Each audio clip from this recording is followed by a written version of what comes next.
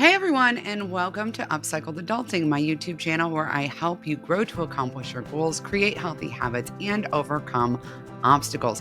Don't forget to subscribe so you don't miss a single thing. I am completely committed to helping you build your very best life. Today, we're talking about something that kind of fits all three categories, and that is being present, as in being present in the moment, enjoying the moment, managing invasive thoughts, creating this as a habit, and living this as a goal. So many of us have a goal to be more present in our lives, to enjoy our lives more, to have less anxiety, to be able to, for example, be on vacation or be celebrating a holiday and be able to just stay present. Even to be able to just be present on a Sunday and not be worried about the week ahead and what you have going on at work, et cetera, et cetera.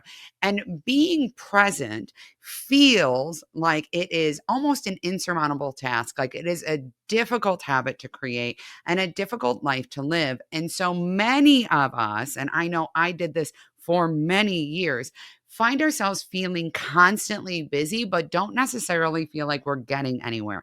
And as a person who struggles with complex PTSD, major depressive disorder, and generalized anxiety disorder, I am very clear on what it is to have anxious thoughts coming into your mind, to feel like you need to be doing something, to constantly feel like you're forgetting something, to constantly be worried about the next thing that's coming, right? I know what that is. And I know how that can rob us of the joy, right? And just the peace and the experience and the connection that we want to have in our lives. In addition, it can be incredibly distracting and actually prevent us from accomplishing what we want to accomplish because it's like we're just constantly running around on that hamster wheel and really not getting anywhere. And it's hard to stop out and have the clarity, right? To have the quiet to be able to really get intentional about what we want in our lives, let alone to start doing it. So, today I'm going to share my best tips for being present. This is particularly effective if you happen to be like me and you have a busy mind. I actually very much relate to that, like toddler monkey brain. Like my brain is all over in 15 different places at one time. Pretty sure I'm neurodiverse. And so my brain is everywhere. It tends to be a little scattered. I struggle a lot with executive function things. I struggle a lot with anxiety and anxious thoughts, all of it. So if you are like me and you are just like, I just want to be able to be here right now, connected to this right now, this is absolutely for you. All right. So, one of the first things that I like to be really mindful of in any situation that I'm in, that I'm trying to be present in, is to check in with my five senses.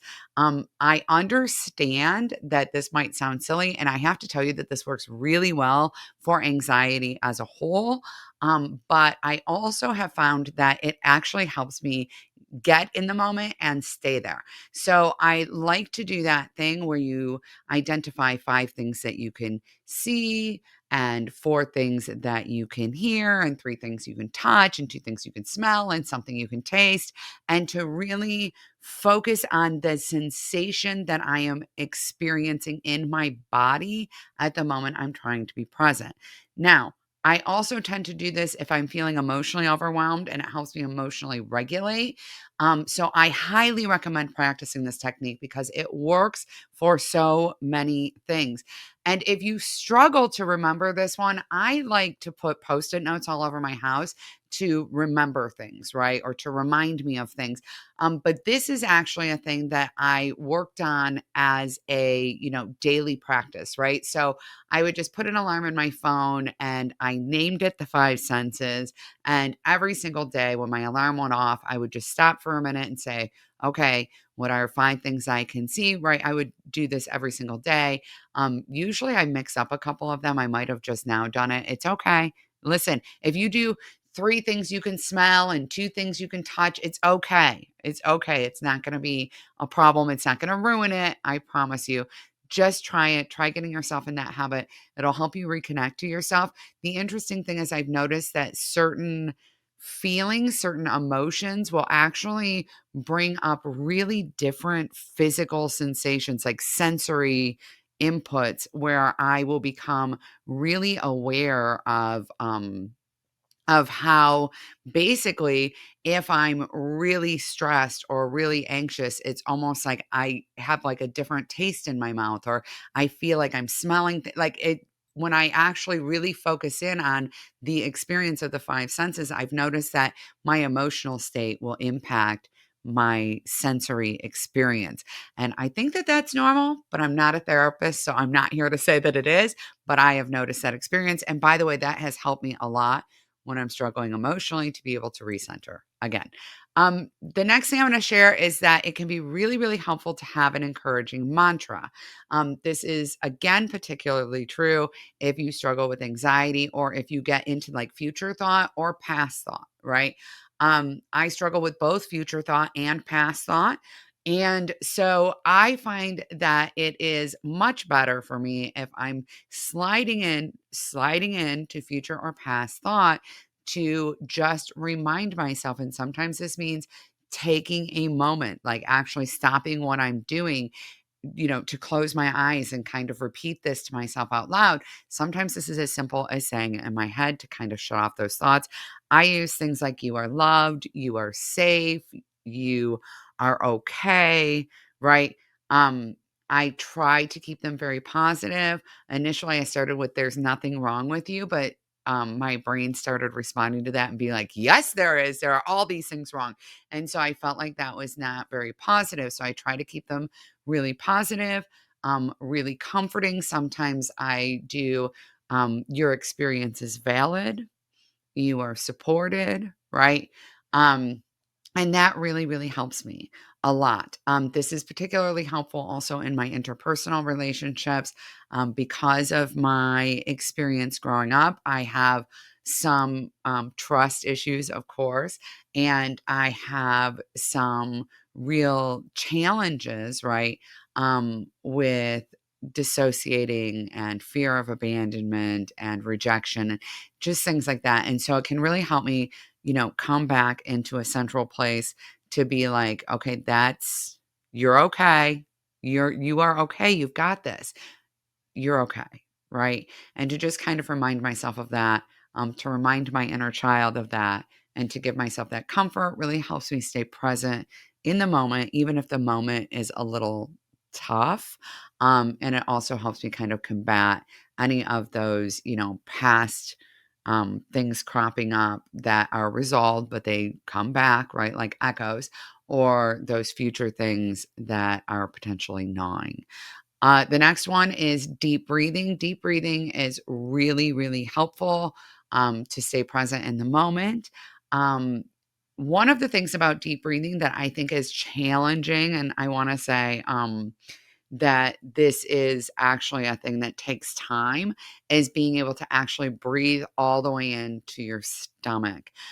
Some of us who have struggled with body image things or who have just been, routinely taught this, and by the way, women's clothing actually is very impactful to this. Like fashion trends are also impactful to this. We tend to top breathe, like we go very shallow into our chest. Okay, we top breathe, y'all. We top breathe. We really do. And really allowing your stomach to expand and contract and getting those deep, full breaths is really, really helpful. Now, a lot of times people get overwhelmed by deep breathing because they're like, well, am I doing it wrong? How am I supposed to do it? Remember that you can do all the same, right? Breathe in for 4, hold for 4, out for 4. Right, or breathe in for 4, hold for 4. Yeah, out for 4, hold for 4. You can do that, which is called box breathing. Or, y'all, here's kind of a little tip. If you breathe out longer, even a second longer than you breathe in, it is very soothing to, I read this, your parasympathetic nervous system. Okay. So getting that out is a little bit of a mouthful. So you can do longer exhales or you can do the same. Okay. I want you to know that when you focus on your breathing, you are not doing it wrong. Okay. A lot of times if we're struggling to be present in the moment, if we're struggling with anxious thoughts, when we try to deep breathe, like we just have this, like, you're doing this wrong. This isn't going to do anything. That's actually just keep doing it. I promise you it will be okay. Just focusing on your breath will help you become present in the moment. Okay. I promise it helps you become present in the moment. Um, the next thing that I wanna mention is that it can be really helpful to be prepared, set yourself up for success, and write things down. I find that a lot of the things that keep me from being present in the moment are things that I need to do, right? They're things that will be banging around in my brain, and they're very, very distracting. So, a lot of times, I'm trying to be present in the moment, but I'm also like, oh, I can't forget to throw that load of laundry in, and I need to pick up blank from the grocery store. And oh, I have this great work idea. By the way, this happens to me a lot. I actually have a thing in my phone for like social media ideas because, like, I'll be sitting there playing Scrabble with my husband and I'm watching Big Bang Theory and something comes on and I'm like, that would make a really great YouTube video. And then I am over here. I'm not present in the moment where I'm just spending time with my husband and relaxing. I'm over here now thinking about work. So, it really helps me to write things down. It really helps me to keep a planner, and to kind of schedule everything out and schedule my to dos. I also personally find it helpful to schedule my to-dos, meaning I write down the things I accomplished and cross them off after the fact.